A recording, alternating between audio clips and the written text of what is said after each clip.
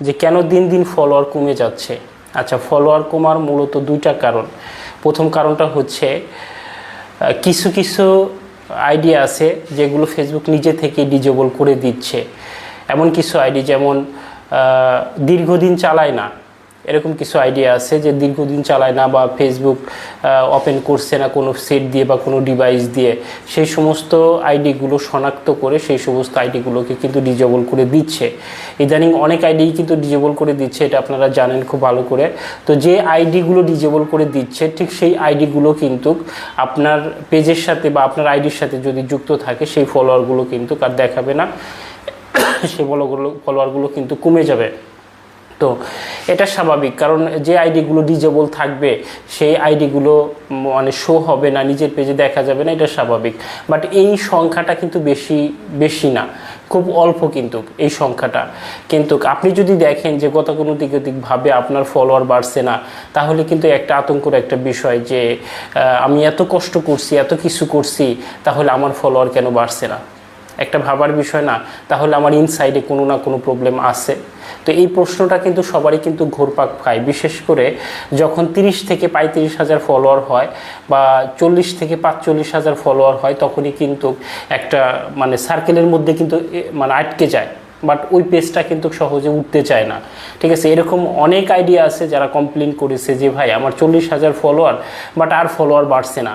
এরকম প্রশ্ন আপনাদের থেকে কিন্তু আসে, বাট এর সমাধানটা কি বা কী কারণে এই জিনিসটা হচ্ছে?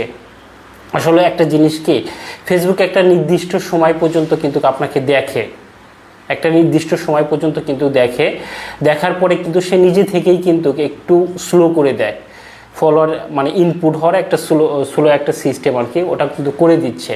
বাট তখন কিন্তু কি ফলোয়ার কিন্তু বাড়ে না। কিন্তু এই জিনিসটা কেন করে? প্রশ্ন আসতে পারে না যে এই জিনিসটা কেন করে? এই জিনিসটা করে হচ্ছে আপনাকে জাস্ট পরীক্ষা করে যে আপনি এখানে টিকে থাকতে পারবেন কিনা, আপনি কাজ করতে পারবেন কিনা। যদি পেজ থেকে যদি এই অবস্থায় পেজে টিকে থাকেন, আপনি নিয়মিত কাজ করে যান, দেন পরবর্তীতে কিন্তু একটা সময় পর্যায়ে গিয়ে আপনার সব কিছু কিন্তু ঠিকঠাক করে দেয়। দেন এই চ্যালেঞ্জে, এই পরীক্ষায় যারা টিকে থাকতে না পারে তারা কিন্তু ঝরে পড়ে। এটা পরীক্ষিত, প্রমাণিত, যার জন্য আমি আপনাদের সাথে শেয়ার করলাম। যখন আপনার 30 থেকে 35 হবে বা 40 থেকে 45 হবে, তখন আপনার পেজের ফলোয়ারগুলো একটু স্লো হয়ে যাবে। দেখবেন যে আপনি যে পরিমাণ কোয়ালিটি সম্পন্ন ভিডিও ছাড়ছেন সেই আঙ্গিকে কিন্তু আপনার ফলোয়ারগুলো আসছে না, জাস্ট ওই একটা জায়গায় কিন্তু আটকে গেছে।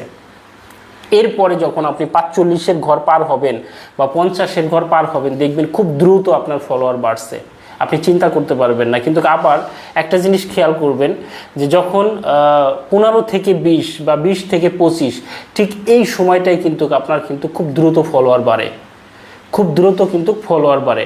যেখানে আপনি নর্মালি ভিডিও ছাড়েন, দেখবেন আপনার 350, 300, 400 ফলোয়ার কিন্তু পার ডে কিন্তু চলে আসছে। কিন্তু সমস্যা হয় তখনই যখন 40 থেকে 45 বা 35 থেকে 40 এর মাঝামাঝি সময়টাই আপনার একটু পেজটা ফলোয়ার কিন্তু ওভাবে কিন্তু বাড়ে না।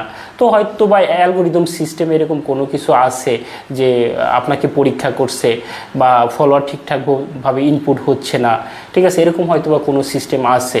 বাট অনেকের আইডিতে এই সমস্যাগুলো হয়, আমার নিজের ক্ষেত্রেও হয়েছে, যার জন্য আপনাদের সাথে আমি শেয়ার করলাম।